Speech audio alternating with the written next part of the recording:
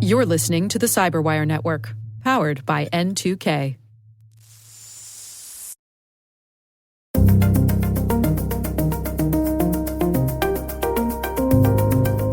The attackers are not waiting for you to get there and then saying, now we're going to see how well you did. They're going to keep coming every single day. Hello, everyone, and welcome to the CyberWire's Hacking Humans podcast, where each week we look behind the social engineering scams, the phishing schemes, and the criminal exploits that are making headlines and taking a heavy toll on organizations around the world. I'm Dave Bittner from the CyberWire, and joining me is Joe Kerrigan from the Johns Hopkins University Information Security Institute. Hello, Joe. Hi, Dave. We got some good stories to share this week, and later in the show, my conversation with Andrew Rubin. He is CEO and co-founder of Illumio. We're going to be talking about zero trust. All right, Joe, before we jump into our stories this week, we actually have quite a bit of follow-up. Yes. Let me start off here. First thing we got here was from a listener named Cassie, and she writes in and says, I just got done listening to your January 17th, 2019 episode, Prisoners Have Nothing But Time. Right. She's starting from the beginning and making her way through. as everybody should, Dave. That's right. Thank you, Cassie. I just wanted to give you another perspective on the prison pen pal scheme. She says, I served 7 years in a female prison here in Kentucky. I'm currently out and turned my life around, always trying to do the next right thing. Of course, some of the women I was in with took advantage of pen pals the same way the man in that episode did, but it also happened the other way around. Men would write to the women and try to take advantage of them. Really? Those men were usually older gentlemen who were lonely and wealthy. Mm-hmm. They would send money to the woman, and in turn, she would tell them everything about themselves. I know women who turned over control of their social media accounts to random people they wrote. They gave information on their family and friends as well. As a result, when they got out, they have to make new accounts, while these people pretend to be them online. Wow. Really? Yeah. She says, I've almost fallen for a scam on Facebook from the account of someone I was in prison with. Right. That's actually an interesting vector. Mm-hmm. She says, of course, I'm unsure if they got hacked this way, but it would be too easy. For example, it only takes one quick search to get an amazing amount of information about anyone in prison or even out on parole like myself. And then she includes a link to a state corrections website. And I went and looked on there, and sure enough, there's a lot of information there. Yeah. There's a photograph of the person, hair color, eye color, gender, where they are.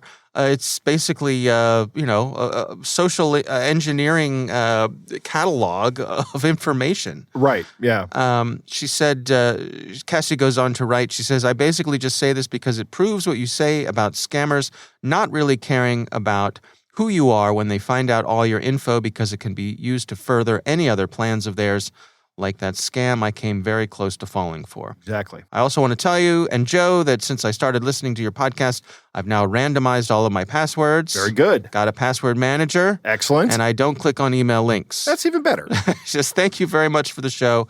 And if you've made it all the way through this message, I hope I gave you some food for thought. Have a great day. Thank you very much, Cassie. I appreciate this perspective, and maybe it's time to rethink what it means to be a matter of public record, Mm-hmm. right? Court records are public records, but should we have this level of information available to anybody online anywhere in the world? Maybe it's time to rethink that. Yeah. It strikes me too that an angle of this I had not considered is that if you are someone in prison, right, and someone is trying to steal your identity, right, it's probably very difficult to monitor that. Absolutely. You have a limited ability to reach out in the world and check your accounts and make sure someone isn't out there trying to use your identity for bad things. Yeah, and no one in prison or otherwise should be handing over control of their social media accounts to someone they've never met, someone they don't know. If you're in that situation and you want to hand over control of your social media accounts, hand it over to a family member or a trusted friend, mm-hmm. somebody you know personally. Don't hand it over to some person who just started writing you letters. Yeah. We got another email from a listener named Bob, and Bob says, Dave and Joe, I ran into the issue Dave had. He's talking about the issue from last week with the Google Authenticator issue that I had when I was having trouble getting into Discord. When you lost your seeds. Yes, and he says, what I do now is take a screenshot of the QR code and save the image in a password vault. I have a separate one that just stores these images. This way, if I move to a new phone or have to reset my phone for any reason, I can scan it again. Right. And I like this idea. This is actually what I do. Something very similar. Yeah. I keep it in a Vericrypt volume that I keep disconnected from my computer. Mm-hmm. So if I ever need it, I can put it into a computer and take pictures of the old QR codes. Yeah. And this is also where I keep my recovery codes that I get as well. Yeah. Yeah. That's smart. Having it in another place, good idea. And, Right. in the past, similarly, there have been times along the way where I have actually printed out these QR codes, put them in a file, filed them away. And that's a valid solution as well. Yeah. And boy, do I wish I'd done that this time. But I did not. And then finally, another piece of follow-up. One of our listeners wrote in and said, "Hi, guys. Love your show and listen to it every week. Awesome. This hit home for me, too, with the multi-factor authentication because I've gone through the same pains and troubles many other people have. I mostly use the Google Authenticator app, and after your show, I quickly logged into my Google account to find out how I could back up my Google Authenticator app. It turns out it's right there in your settings and security. Scroll down to your two-factor authentication and click on it. Once you get into that area, if you scroll down far enough, you'll see an area that says Show Backup Codes. Those are the codes that you reload into your Google Authenticator app should you ever run into this problem. So if you lose your phone or break it, simply forget to transfer everything. This is how you reload all those codes. I hope I've helped in some small way. Keep up the great work. I learn something new from you guys every week." Oh, we appreciate that. That's great. I followed the directions here, and I have to say I was unsuccessful. Me too. But you and I both don't use Google Authenticator as our second factor for our Google accounts. We both use YubiKeys for that, right? Right, exactly. So they may not be there. I don't think these are codes for all of your seeds. I think these are just these are secondary codes, backup codes for getting back into your Google account. Okay. I may be wrong about that, but you and I can't see them. We don't see them at all. Yeah. However, I did look on the Google Authenticator app to see if there's some means of backing these codes up. Mm-hmm. There is a way you can export them. I don't know what that results in. I haven't done that yet. But on my Microsoft Authenticator, Microsoft offers a very similar product. That has a button on it that says Cloud Backup. Right. So that you can store your seeds in the cloud securely. Yeah. I don't know how Microsoft does that and assures that they're secure. Yeah. I also don't know how you get that back if you're using an Authenticator app to access your Microsoft account. Yeah, it's the thing. It's codes all the way down. Right, exactly. And, we heard from some other listeners who said that, for example, a password manager like LastPass that has its own Authenticator app and it backs up its codes in your LastPass account automatically. Right. So that's an option. And there are certainly plenty of these sorts of apps. There's quite a marketplace out there for these Authenticator apps, and they have varying degrees of functionality. So look into them, but hopefully, we appreciate our listener sending in these sort of breadcrumbs to hopefully find these things. It didn't work for me, but if it works for someone else out there who's under a slightly different scenario, well, that's great. Great. Yeah, absolutely. All right. Well, again, thanks to everybody for writing in. We'd love to hear from you. Our email is hackinghumans@thecyberwire.com. Let's move on to some stories this week. I'm going to kick things off for us. This actually, my story this week comes from the folks over at Interpol, the international, I don't know what you call them, law enforcement organization, right? They're law enforcement. Yeah. And they sent out a document. It's called 5 Reasons Non-Delivery Scams Work. Okay. And non-delivery scams are something that we have covered here before. Yes. That's where you are typically online and you see something that you would like to buy, or you're out there shopping for something. You see an ad for something you'd like to buy, and you go to buy it, and you sign up and you see, ooh, this is a good price for this thing that I've wanted. Right. And you go through and you buy it, and you put in your information, and it says, good news, it's on the way, and it never shows up. And after a certain amount of time, you get suspicious and you go back to try to track down what happened, and turns out you were on a scam website. It wasn't the website of the company or the product that you thought you were going to buy. And so that's a non-delivery scam. And a lot of times they'll have they'll send you something that is of no value. Right. And that's so that when you dispute the credit card charge, they can prolong that process by disputing your dispute. Right. They'll say, no, look, here's the tracking proof. number. Yeah, there's something delivered. Right. What's this person talking about? And all they're doing is trying to buy themselves time so that they can move the money out of the account. Right. So this is a helpful list here, reminders when it comes to these sorts of things. They say, first of all, it's organized crime. Mm-hmm. So this isn't just lone wheeler dealers. These are organized groups. These are professionals who are doing this, and they're doing it at scale. Right. And they're doing it internationally. They say advertising draws victims in. And as we've seen, particularly places like Facebook, or these folks will buy these ads that appear to be from the legitimate providers of these products. Right. And they look just like the real thing. Yep. And that's one of the things about working online, is that it's really easy to copy the real thing. Right. Right. It is. You could even pull pictures, images from the real website where the things are alleged to have come from. Yep. They go on and they say everything seems official. The interactions with them seem on the up and up. They say salespeople create relationships. And this is where they start to use things like social engineering. Right. They can flatter you. They can say, "Oh, you're my best client." They can use social engineering where they say, "You're so lucky. This product is impossible to find right now," and that's part of how they get you. Because if you're looking for something that's hard to find, like I don't know, you're looking for the next PlayStation or Xbox or something like that, something unavailable. Or every year there's some crazy toy that happens around Christmas time that becomes very difficult to find. Right. They'll lie to you. They'll say, "Oh, we got special permission for the shipment. Don't tell my boss." Right. And so you're in on the secret. Right. Exactly. They build your trust and a sense of rapport. And then finally they disappear. Right. By the time the jig is up, by the time you figure out you've sent off your money and there's nothing is coming to you. Usually they're gone. The phones are cut off. The emails are gone. The websites are shut down. And one of the things they point out here, that victims are often ashamed. And so they're reluctant to report the fraud to the police. Yeah, that's a real problem in this topic. Yeah. Because all that does is enable these guys to continue their operations. Right. They count on it. Right. Yeah. So a couple tips here to protect yourself from non-delivery fraud. They say be aware of bogus websites. So, for example, making sure that the website is a .com instead of a .org or a .cm or CAM or something that looks close but isn't quite right. Right. Verify the company or individual offering the items before making any purchases. Not always easy to do, but good to do. Check online reviews. Other customers, are they saying, "Hey, I haven't received anything here"? Be wary about making payment to a bank account located in a different country. That's a big red flag. Dave, I've bought a lot of things online. Yeah. Never once have I made payment to a bank account. Yeah. Me neither.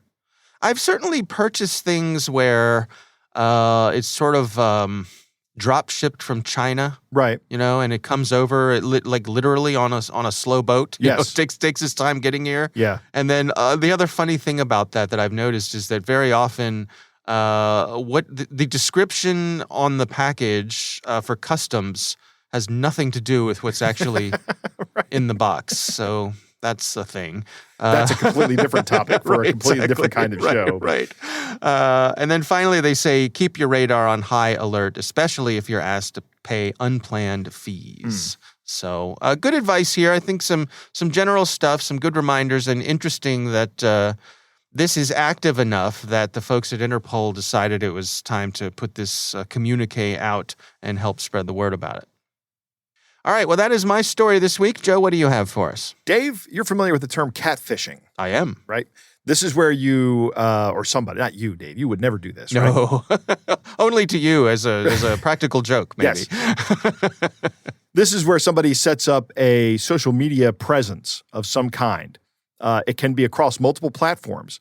And usually they're doing this for the purpose of some romance scam or something of that nature. But there are plenty of other reasons they've done it. And Proofpoint has a really amazing report that came out just last week as we're recording this. Mm-hmm.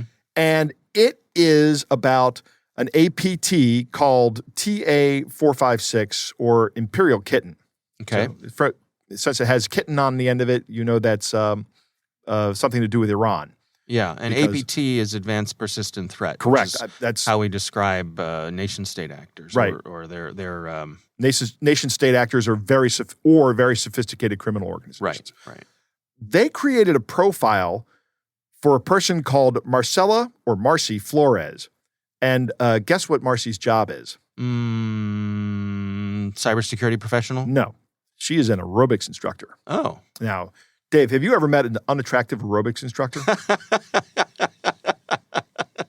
I have not. I have never seen an unattractive aerobics instructor. That's an interesting point. Right. And I think you're right. I suspect that's part of the job. Right. If you're going to be an aerobics instructor and people are going to stand in the classroom and look at you for an hour or however long an aerobics class takes, right. It's probably to your advantage to be overall a pleasing-looking person. Correct. Yes. And the pictures they use for Marcy's profile were no different. This is a very beautiful woman. Yep. And she is Oxford educated. Oh. And she comes across, it looks like the profile of somebody who is at the top of their game in the field. Mm-hmm. It's a great profile from an objective standpoint. Okay. They use this profile to build relationships across personal and corporate communications platforms with an employee of a small subsidiary of an aerospace contractor. Okay? So this is an intelligence operation.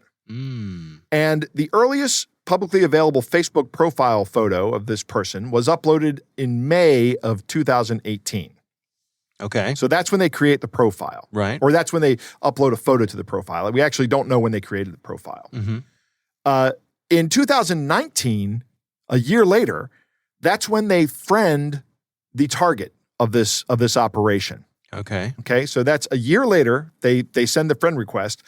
And then in November of 2020, this profile starts conversing with the target over this platform. Okay. So now another year has passed. Then finally, in June of this year, 2021, the threat actor attempted to capitalize on the relationship by sending a targeted malware via an ongoing communication chain. Now, Dave, I won't get into technical details, but the technical details are in the report from Proofpoint, and there's a link in the show notes if you want to check them out. Mm-hmm. But this is a nasty piece of malware, and it is targeted at this person. Specifically at this person. This was, they really thought this guy was of value. I'm assuming it's a guy. Proofpoint says the profile bears strong similarities to other profiles previously used by the Iranian APTs to target intelligence targets of interest and of value. And the Marcella program appeared to be friends with multiple individuals who publicly identify as defense contractor employees and who are geographically dispersed from the alleged location of this profile in Liverpool in the UK. Okay. Right?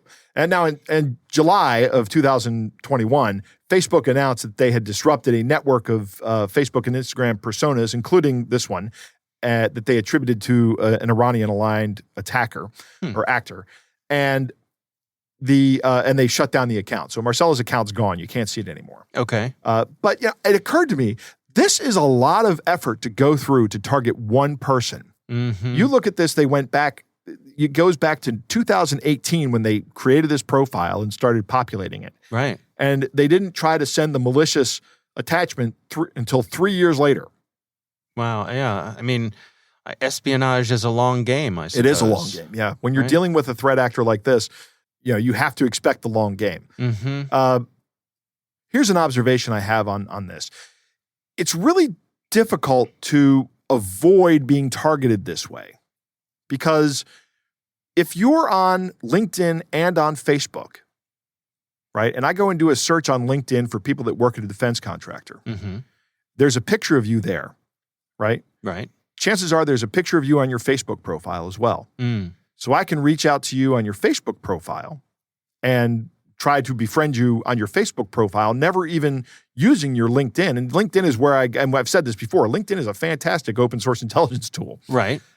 So I don't know how you protect yourself against this other than being suspicious of people that you've never met when they send you attachments. Well, shouldn't that be enough, Joe? Yeah, it should be. Actually, it was enough in this case. I don't think that this attachment, that this payload fired off. I think that they caught it. Yeah. I think the guy may have been suspicious and said, this is going on a little too long. Another thing that would make me suspicious is if out of the blue, a very attractive female aerobics instructor friended me from the UK. Oh, come on, Joe. Don't. I would be immediately suspicious of that. I'm like, why is this woman interested in me? Oh, come on, Joe. You're a big-time podcast host. Well, that's right. Yep. Big-time podcast host. Yeah, you never know. I mean, yeah. Yeah, it's funny. I would say a couple times a week, my wife and I will be sitting on the couch and she'll hold up her phone to me and with a Facebook friend request and she'll say, "Do you know this person?"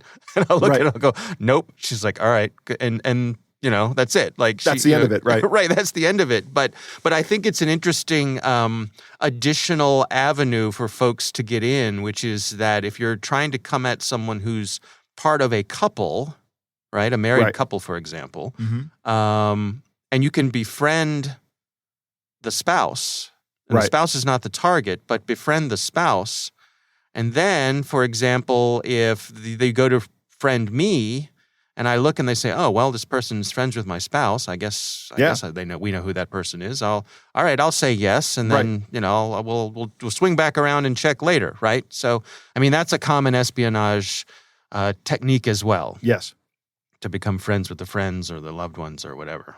So, if you work in the defense industry for any country, be wary of these kind of things. Be wary of these kind of requests that come out of the blue. Mm-hmm.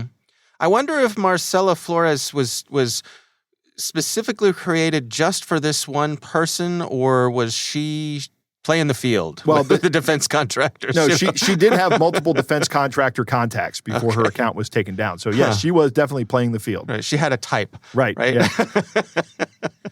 You say she, but it's really some group of guys in Iran who are running this. Burning the midnight oil. Right, exactly. Exactly. The opposite of an aerobics instructor, right? All right. Well, interesting story. And, of course, we'll have the link to that in the show notes.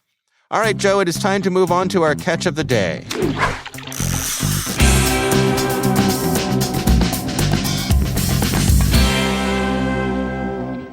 Dave, our catch of the day comes from a listener named Timothy. Dave, you're going to read this one, and this is going to be challenging because just about every other letter in this, none of the letters in this email, the physical letters, are actually the appropriate letter, right? They are they are from the Unicode set, and they look similar to the letters. Many of them have diacritics over them, but this is obviously to get through a spam filter. But the letter is very interesting. All right. Well, it goes like this. It says, "Payment from your account. Greetings. I have to share bad news with you. Approximately a few months ago, I gained access to your device, which you use for internet browsing. After that, I have started tracking your internet activities. Here is the sequence of events. Some time ago, I purchased access to email accounts from hackers. Nowadays, it's quite simple to buy online. I have easily managed to log into your email account. 1 week later, I have already installed the Trojan virus on the operating systems of all the devices you use to access your email. It was not hard at all, since you were following the links from your inbox emails. All ingenious is simple. This software provides me with access to all your device's controllers, your microphone, video camera, and keyboard. I have downloaded all your information, data, photos, web browsing history to my servers. I have access to all your messengers, social networks, emails, chat history, and contacts. My virus continuously refreshes the signatures. It is driver-based, and hence remains invisible for antivirus software. Likely, I guess by now, you understand why I have stayed undetected until this letter. While gathering information about you, I have discovered that you are a big fan of adult websites. You love visiting porn websites and watching exciting videos, while enduring an enormous amount of pleasure. Pleasure. I have managed to record a number of your dirty scenes and montaged a few videos. If you have doubts, I can make a few clicks of my mouse and all your videos will be shared with your friends, colleagues, and relatives. I also have no issue at all with making them available for public access. I guess you don't want that to happen. Considering the specificity of the videos you like to watch, you perfectly know what I mean. It will cause a real catastrophe for you. Let's settle this way. You transfer $1,602 to me in Bitcoin equivalent according to the exchange rate at the moment of funds transfer. And once the transfer is received, I will delete all this dirty stuff right away. After that, we will forget about each other. I also promise to deactivate and delete all the harmful software from your device. Trust me. I keep my word. This is a fair deal, and the price is relatively low, considering that I have been checking out your profile and traffic for some time by now. If you don't know how to purchase and transfer Bitcoins, you can use any modern search engine. Here is my Bitcoin wallet. You have less than 48 hours from the moment you open this email. Precisely 2 days. 48 hours, precisely 48 hours is precisely 2 days, not less than 48 hours. Oh. Right? Yes. Isn't that a mathematical error on this scammer's part? Well, sure, it got lost in translation. Right. All right, there are a few more things here, but I think we get the gist of what's going on here. And yes, this is challenging to read. Good. Yeah. It's like they have a different letter for everything. Right. It's amazing. So this is obviously just another sextortion scam. Yeah. Somebody trying to capitalize on somebody else's guilty conscience. There is no video of anybody like this. Mm-hmm. They're just hoping that you'll send the Bitcoin. Now, Timothy did go to a blockchain tracing site to check out the address, the Bitcoin address. Oh. Nobody has sent any Bitcoin to this person, so nobody's falling for it. Yeah, I mean, I think the wacky letters are probably a bit of a dead giveaway, right, as well as the broken English and on and on and on. Right. So good. No one is falling for this so far. Yes. Wow. All right. Well, thanks to our listener for sending that in to us. We do appreciate it.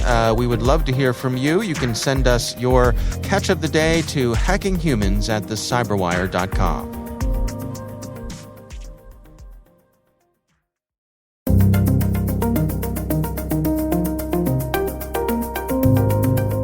All right, Joe, I recently had the pleasure of speaking with Andrew Rubin. He is the CEO and co-founder of a security company called Illumio. And our conversation centers on this notion of zero trust. Here's my conversation with Andrew Rubin. So first of all, let's back up one very large step and go back and acknowledge that over the last 3 decades, almost the entire cybersecurity model has revolved around detection and using detection to try and find and therefore stop bad things from happening. And obviously our track record recently of relying on that as a strategy proves that it's no longer enough. And so I think there's a very important point there that we've had a strategy for a long time, but the news of late proves that it's no longer enough to keep us safe. I think the second thing is that we've seen a seismic shift in the outcomes when we miss. This was a story that for many years was told around data being stolen or information leaking out. And then a few weeks ago, we had lines at gas stations and we had concerns about the food supply making its way around the country. We've tipped over from this becoming a cyber incident with a cyber outcome to becoming a cyber disaster with potential physical world or physical outcomes. And so I think that that's sort of the second important piece. And I think the third piece is we've watched the response in volume and velocity ramp up enormously, highlighted probably more than anything else by the President of the United States executive order just a few weeks ago, mandating the federal government uplift to a zero trust model. And just on the heels of that, a couple of weeks later, the White House publishing a memo imploring corporate America to acknowledge the ransomware pandemic that we're currently living in and to begin to do things to combat it, including segmentation of their networks and infrastructure. So I think we're in this very interesting time where we've had a model for decades. We're watching the model fall apart. The outcomes prove that. And the question is being asked, rightfully so, what are we going to do now? And the answers are beginning to come out, but we're very, very early in this conversation. And so what, in your estimation, do we have in terms of options moving forward here? I mean, what sort of approaches should we be taking? Well, one of the most interesting things, and I think it speaks to the question, is let's assume there are other options. Let's assume that we change the model, build something new to supplement the old model. Let's assume that something can be done differently. The first question to ask is, what's getting in the way of that happening?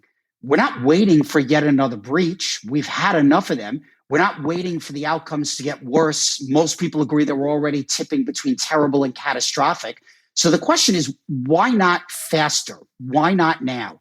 And actually, I think the first question you have to ask is, what's stopping us from making these important changes?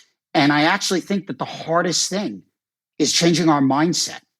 We have had the exact same mindset for 30 years around cybersecurity. Detect bad things, stop bad things. And we relied on it 100% all stop. The first thing we have to do is acknowledge that no matter how much detection you have, no matter how hard you try or how much money you spend, you're going to be breached. There is a reason why zero trust is defined at its core as assuming breach.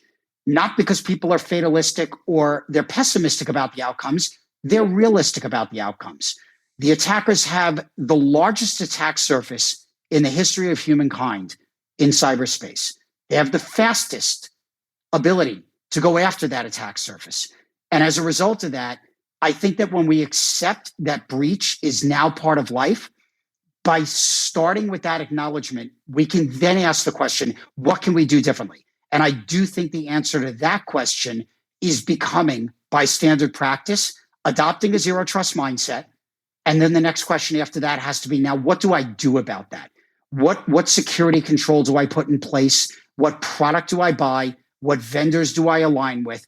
But I think the first thing is acknowledging that we need a different strategy, changing the mindset. The second thing is figuring out what that new mindset is or what we're going to add, and that's zero trust. And then you get to the tactical and implementation question of what do I do about it? We just have to go really quickly because unfortunately, the attackers are not waiting around for us to get this right.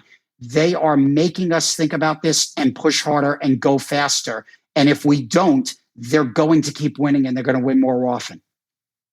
What are your recommendations then for organizations in terms of, turning the various dials for the different types of security that they implement? I mean, is it safe to say that it's premature to, for example, jettison detection altogether? But if we're going to shift some of our spending, how does each organization go about calibrating how they set those priorities? So it's a fantastic question. And I think that there's two very important points that come out of it. None of this is about throwing away everything that we've been doing or we're doing today. In other words, exactly as you asked, nobody would say turn off all your detection because it doesn't work. It's how well it works, or does it work perfectly? And we all know the answer to that second part is no. So we see a lot of value in trying to detect and obviously block and stop bad things.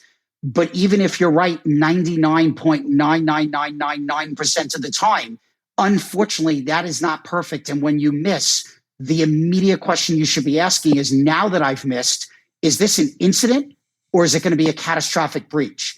And the differential between those two things, you have to have an answer for how you're going to prevent it from becoming catastrophic. So this is about not throwing away the model.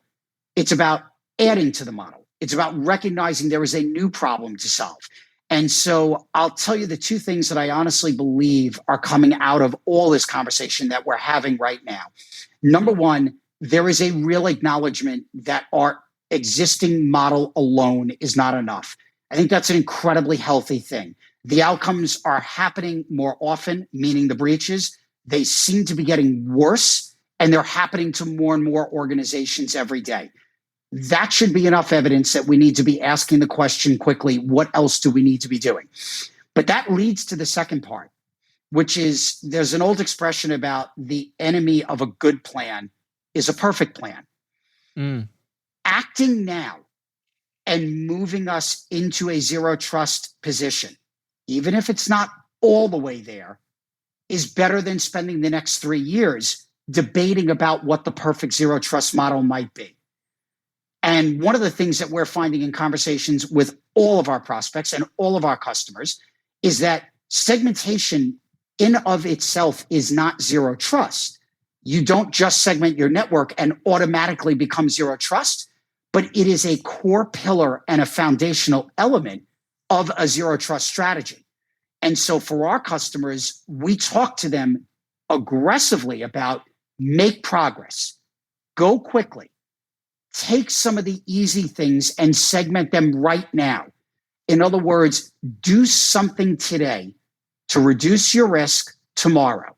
You can then work more tomorrow on reducing your risk further, but don't spend a lot of time doing nothing but planning in hopes of getting to a perfect new model. The attackers are not waiting for you to get there and then saying, now we're going to see how well you did. They're going to keep coming every single day.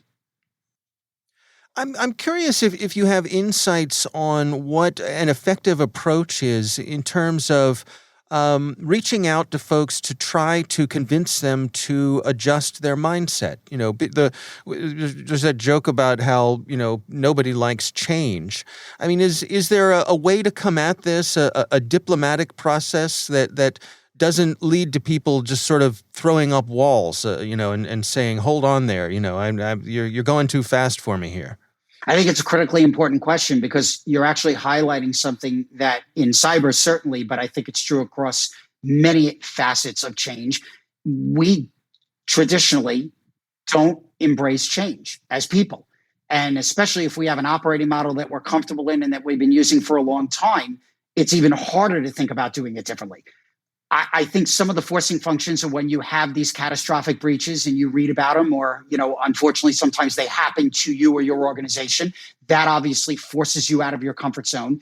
But I do think there is a diplomatic, to use your word, a diplomatic way to get people a little more comfortable, which is prove to them that the technology that you're bringing them and the change in the operating model required to use it is actually not an enormous change and not a scary change. So in other words, show up with a playbook, not just a piece of software.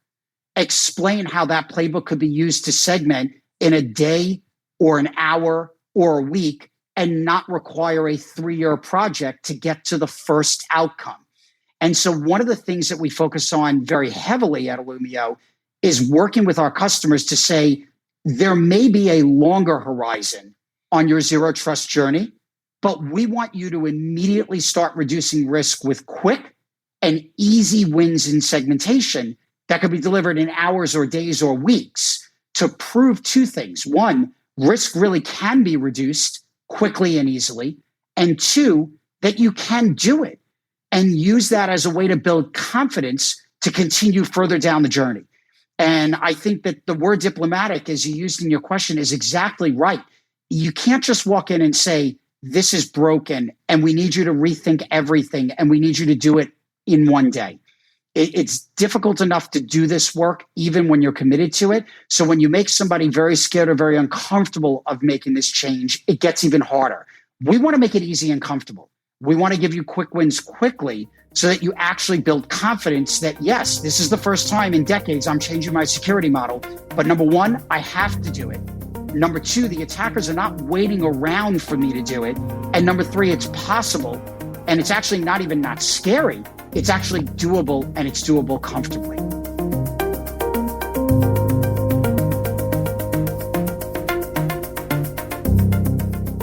All right, Joe, what do you think? Andrew makes a very good point that the strategy of detection alone is insufficient. There are some things we're just not detecting, Dave. Right, right. And by the time we do detect them, it's too late. Yeah. I like what Andrew says about zero trust and assuming a breach. It's not because we are fatalistic or not because we are pessimistic. It's because we are realistic. Mm-hmm. That is one of the things I like to say when people say to me that I'm being too pessimistic. I say I'm actually not being pessimistic. I'm being realistic. I'm actually optimistic about our ability to get around this. He throws out a number here, 99.9999% of the time. 5 nines is what he said. And a lot of people see that and think it's sufficient. The problem is we tend to think of things being nice and evenly distributed, and we've achieved 6 sigma, right? But attackers don't attack that way.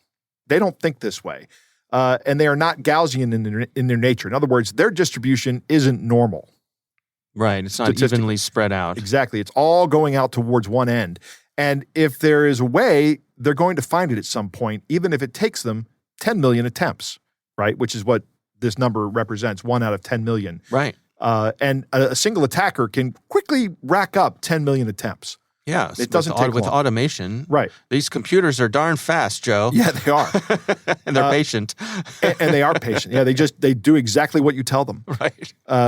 Andrew is 100% correct about what he says with do something today to move closer towards zero trust, or whatever improvement you're going to do. Do something today. This doesn't apply just to the to the cybersecurity realm. I think this is a universal truth, and it is particularly useful in this realm, in our realm here. Too often, the perfect is the enemy of the good, and if your network is not segmented at all, any kind of segmentation will be an improvement. Mm-hmm. So if you can do that now, do that now. Right. Change is scary for a lot of people, for most people, I would say. So I like his incremental approach. It's slowly getting people to move towards a safer environment. Yeah. Remember, it's a continuum, right? The security is a continuum. Just keep moving in the more secure direction. Yeah, a little better every day. Exactly. Yeah. All right. Well, our thanks to Andrew Rubin from Illumio for joining us. We do appreciate him taking the time. That is our show. We want to thank all of you for listening. We want to thank the Johns Hopkins University Information Security Institute for their participation. You can learn more at isi.jhu.edu. The Hacking Humans podcast is proudly produced in Maryland at the startup studios of Data Tribe, where they're co-building the next generation of cybersecurity teams and technologies. Our senior producer is Jennifer Iben. Our executive editor is Peter Kilpie. I'm Dave Bittner. And I'm Joe Kerrigan. Thanks for listening.